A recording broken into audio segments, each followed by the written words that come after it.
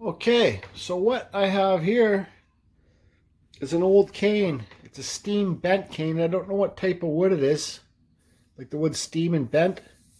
I got it at the thrift store last year for what I pay, $6. So I said, hey, I'll buy that and I'll make a YouTube video carving something on it. So, you guys, when you're making, I don't know the length of it, I'll get the length later. So when you're carving a cane or a walking stick, guys, you got to remember, you got to keep lots of integrity in the wood because you're making a carving on the piece and you don't want it to break when they're using the cane, the person, whoever gets this cane. So it's going to be a very shallow carving. I'm not too sure what I'm going to carve yet. Obviously I'm going to carve a wood spirit here, duh. But I'm not too sure if I'm going to carve an eagle head in the handle or if carve a flower down here. But I really suggest when you guys get something like this, it's got the, like, see the clear varnish on it. You sand the whole piece, like I say in my other videos. When you're starting a piece, you want to do the whole thing. I'm going to take this outside and sand it up with my orbital sander to get all the varnish off of it. Just makes it a lot easier, so when you put your final stain on it, I'll probably use Polyshade, it's all consistent and the same, right? So I'm going to take this outside with my, and clean it up with my orbital sander where I can. Some spots I won't be able to get under here, but I'll take care of that later. And then we'll see what we're going to carve in it. Of course, a wood spirit right here. Have to. Just have to. Okay, so you can see there I got all that varnish bullshit cleaned up. I did lots of it with my orbital sander, but then I brought it in and did it with my little flap sander. This is a bigger what's this bullshit called? The mandrel, or I don't know what it's called, but I got this with this bigger one with diamond cutting wheels, like little wheel things. But you can see it has a washer on it, and it has a star head screw on it. So these last a lot longer when you have washers on your things, guys, because they don't fly off. Those little tiny ones that you get, these look at the size difference here. This is the ones that you get with these little bristled brushes, but these bigger ones here, man, these sanding pads last a lot longer. So I hope I don't, well, fuck this one up. But anyways, so that's how I got underneath all the handle, the cane handle and stuff like that. So, guys, I'm going to be using my ram carver today. It's for detail. This is basically going to be a detail carving, guys. I'm going to carve a wood spirit in here and make the beard wrap around. I have to. Come on, I have to. I know it's another wood spirit video, but hey, what can you do? Oh yeah, the size of this cane is, I believe it's 34.5 or 35.5 long. So I'll be putting this on my Etsy store probably when it's done, maybe. So, but yeah, I got these little detailing burrs. Okay, you can get these on my Amazon store for like $20 if you follow the description below. Get these diamond bits too. You can get these in different grits. These are 60 grit. I see a little flame burr in there that I think I'll be using too. This little sucker. But yeah, you guys can get these on Amazon too. If you go through my Amazon store, you're only helping the channel. Don't worry, I'm not getting rich from it. This is a wall tile cutter bit. It is a rotozip. It works wicked. I know when you guys use your Dremel and use this wall tile cutter bit, it can dig in and bounce around. This is what I used to use for my early wood spirit beard hairs, but I don't use this for my wood spirits anymore. This bit will cut through bones. So you can find these bits in your local big box hardware store by the Dremel department. They're rotozip wall tile bits. Cut through bone, it will cut through teeth, it will cut through anything. So yeah, this micro motor, I'm probably gonna be running it like a 30. It goes up to 45,000 RPMs, but I'll probably running mine at about 35 today. And we'll do god damn it, we'll do the friggin', sorry I used God's name in vain. We'll be doing the goddamn blocking with this bit here. Shit. Okay guys, this isn't going to be a full tutorial how to carve a wood spirit, where you can go to my playlist and I make a new series, like 4 videos step by step every year. So just go to my playlist, you'll see how to carve a wood spirit series.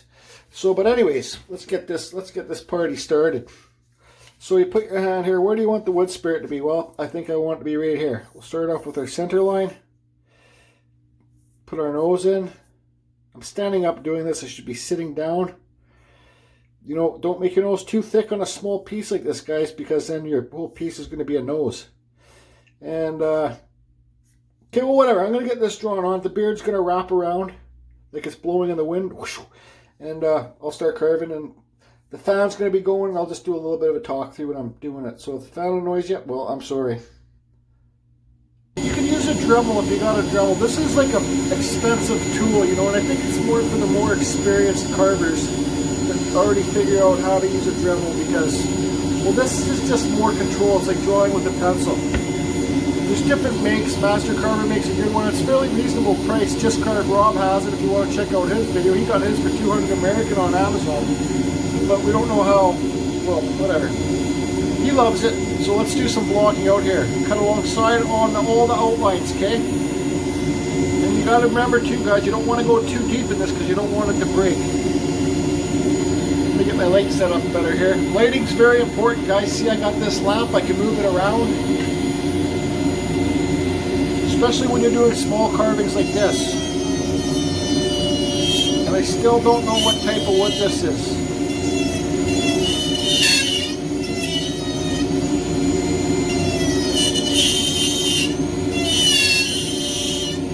It just goes to show you guys, if you buy an old cane, like say for example, like your grandpa, he needs a cane, but he's too proud to walk around with a cane, so make him a fucking cool cane.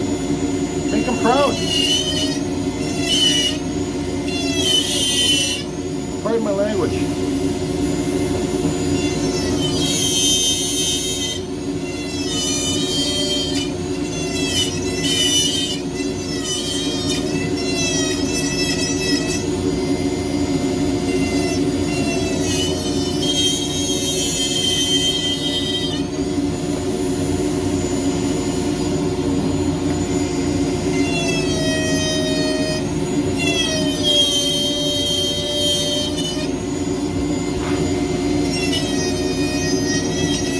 I'm not a big fan of carving canes and walking sticks because the end piece hangs off the table and it gets awkward to, what's up, my light's flickering. It gets in the way with the long piece hanging past here.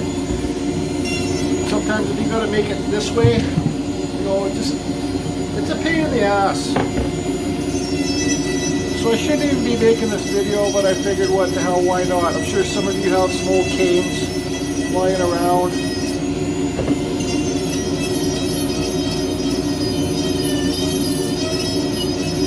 You know, the Dremel's basically for bulk carving.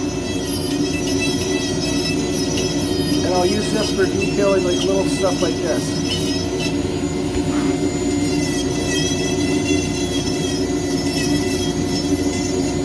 Okay, so now I'm going to feather out, see the mustache and the nose here? I'm going to feather that out, the mustache back. Don't be afraid to redraw your lines in too, guys, girls.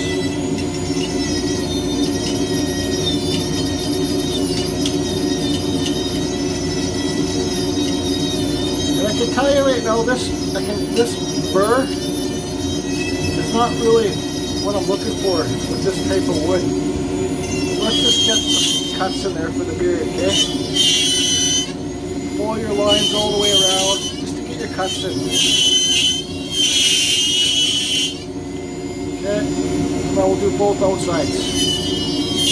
In case I do both outsides, in case I need to readjust the inside.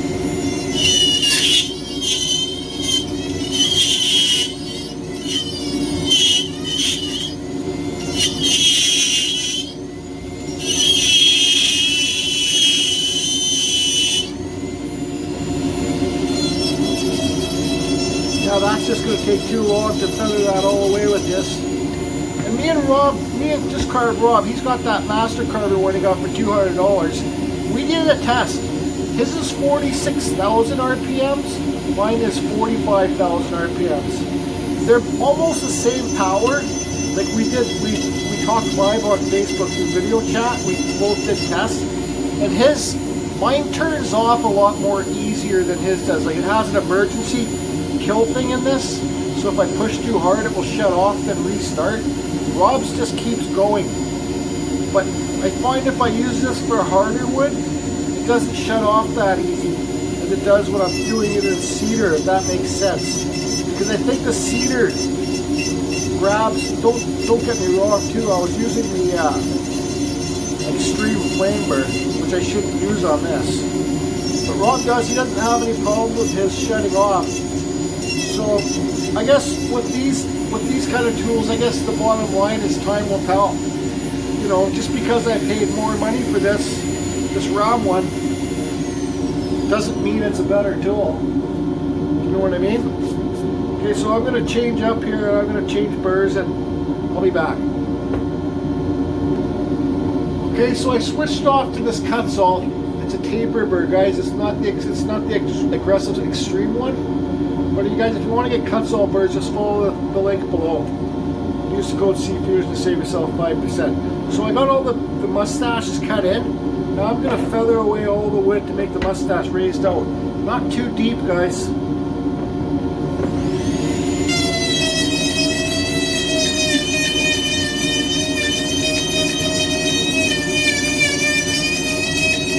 When you're doing smaller carvings like this, don't think because your carvings are bigger they sell for more money. Because when you're doing smaller carvings like this, you got to use smaller burrs.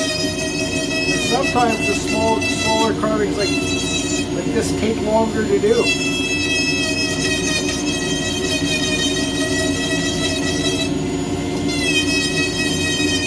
Because the smaller burrs.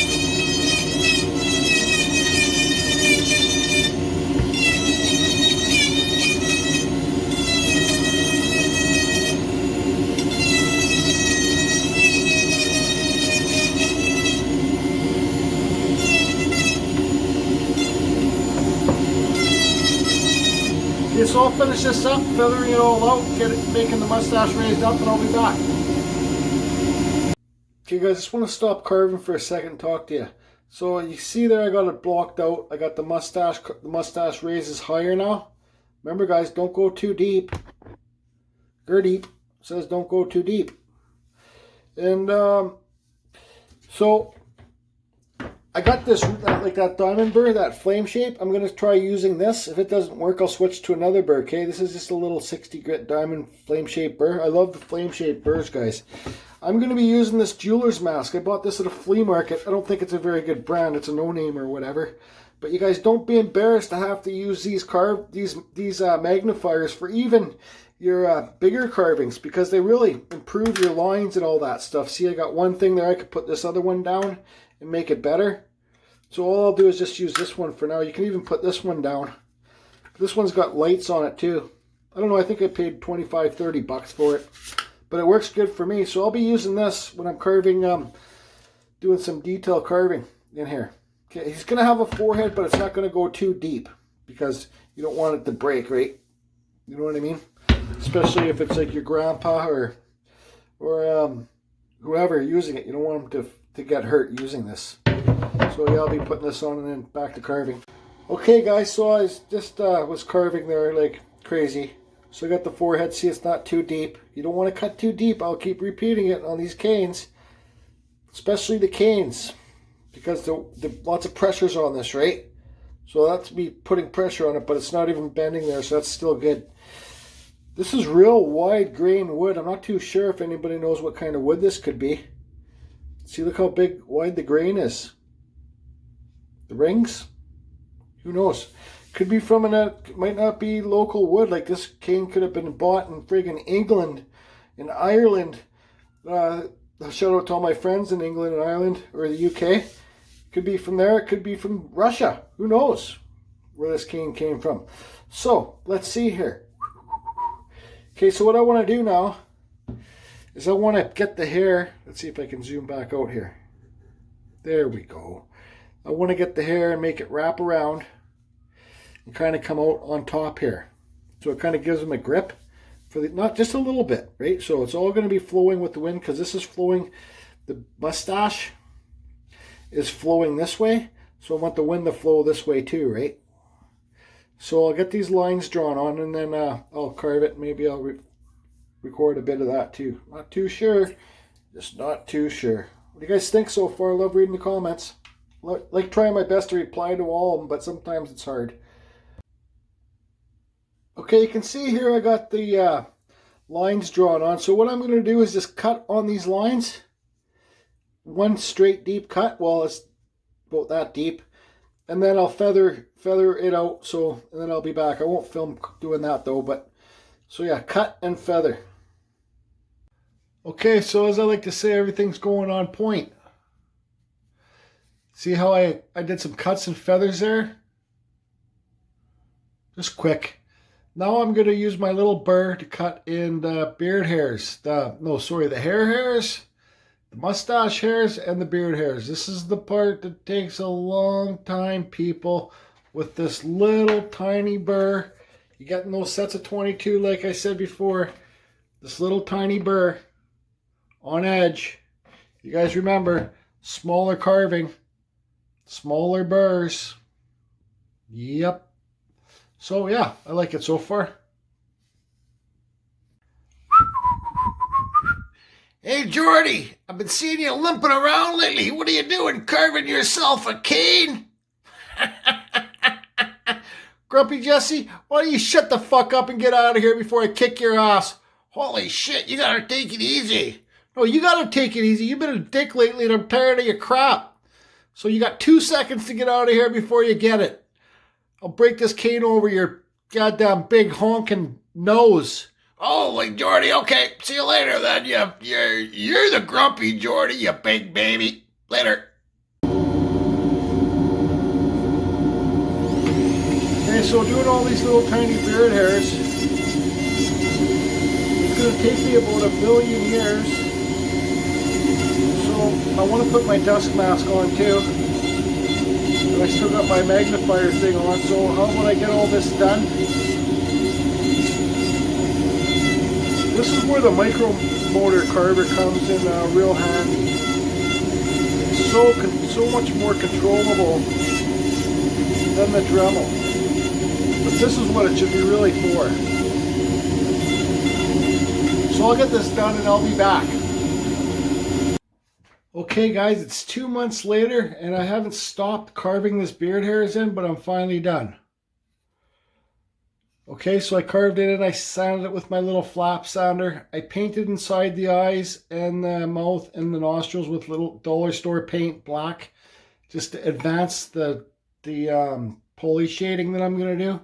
So this is when you got to figure, is this piece done? Well, when I was carving this, yeah, this wood spirit said, don't you carve a flower on this walking stick. Don't you carve an eagle. Just leave me be on this walking stick. Just leave me alone. So that's what I'm doing. I'm just leaving this one wood spirit on here. Okay, so I sounded really aggressive on the hand piece where the person's going to hold their hand because, well, you don't want it to be rough there. And you don't want it to, you don't want sharp things because it could break off. So that's really sounded aggressively there. You can see some starts and stops, but that's no big deal. So, at this point, you got to think, how much do I like this piece?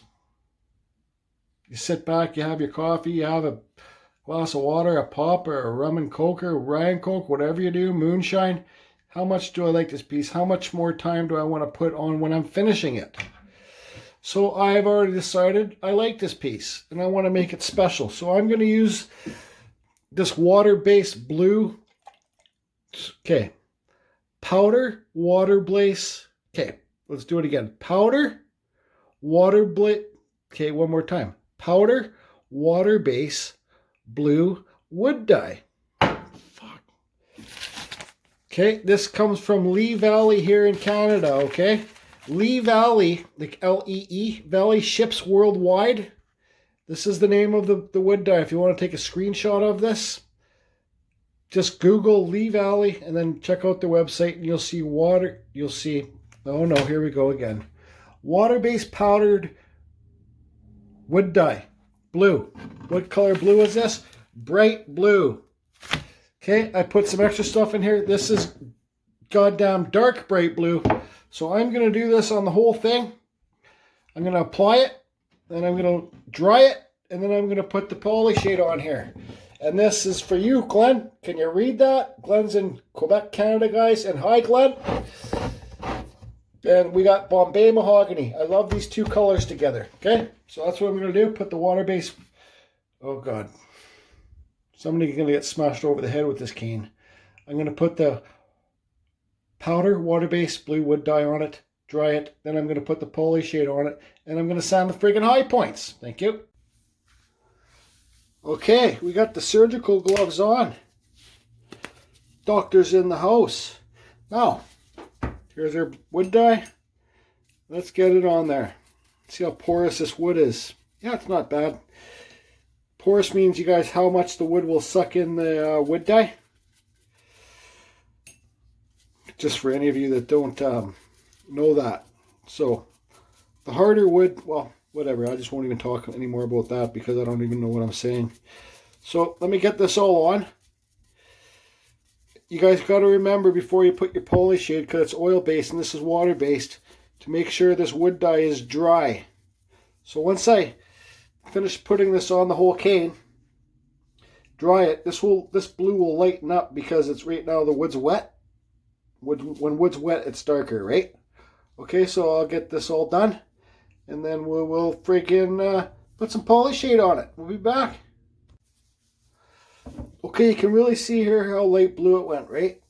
The blue didn't soak in anywhere, and especially, like, look at here, guys, the two different colors here from dark to this. That shows that I didn't, I believe that shows that I didn't clean that veneer, whatever stuff they put on it to make it shiny before the protective coat. You can really see it down here. See? It's still there. But I'm going to leave it because it makes it look even cool and more rustic looking. Okay? So,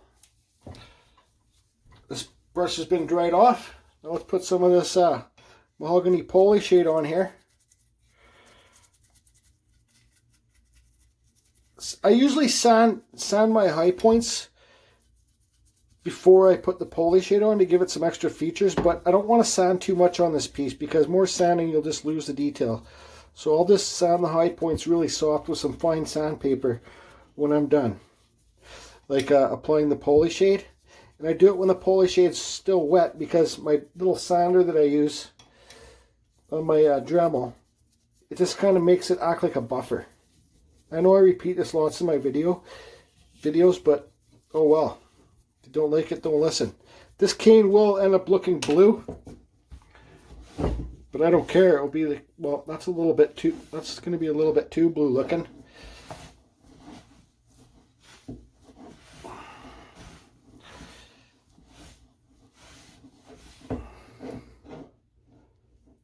Nah, it's cool.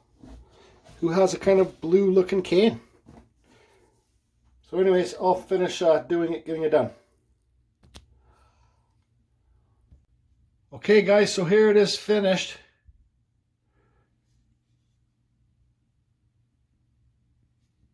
I know it looks really greenish blue on the video here, but I'm looking at it in real life and it looks like more like an antique copper color. Yes, I signed it. Jeez.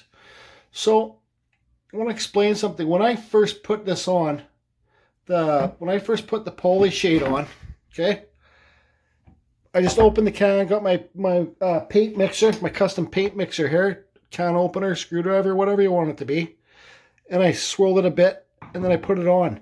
But I kind of panicked because I didn't get the antique copper look. Like, I like this color because it looks like it's old copper that's been sitting in the weather for a long time. It's the same kind of greenish color, right, in red. But I wasn't getting that color. So I wiped it off really quick. I resanded the whole thing. I resanded lots of that blue off because it was just looking too blue to me. Okay, but I left some on. And then I got my paintbrush and really stirred the bottom of this can because that's where all the red was hiding. This was just a brown color up here, but the red was hiding deep down there. And I just used this 2 days ago. So you guys make sure you really stir your cans of the any stuff like this that you use, right? That has color in it, because the color can be sitting in the bottom. So then I redid it, and I'm a lot happier now the way it turned out. So that's it, guys. And you know, the really shitty thing about carving canes and walking sticks is to take pictures for them. Like you can't really get a good picture. You know, like how do you get a picture of this thing, right? You know, it's really, Jesus. It's really silly, kind of, well, whatever. That is what it is. So there it is, guys. It will be up on Etsy, my Etsy store in a couple days once everything dries. Hope you all good, and find an old cane like this, and you can carve whatever you want to carve on it. I chose a wood spirit. Why? Because they're fun for me to do. That's the bottom line.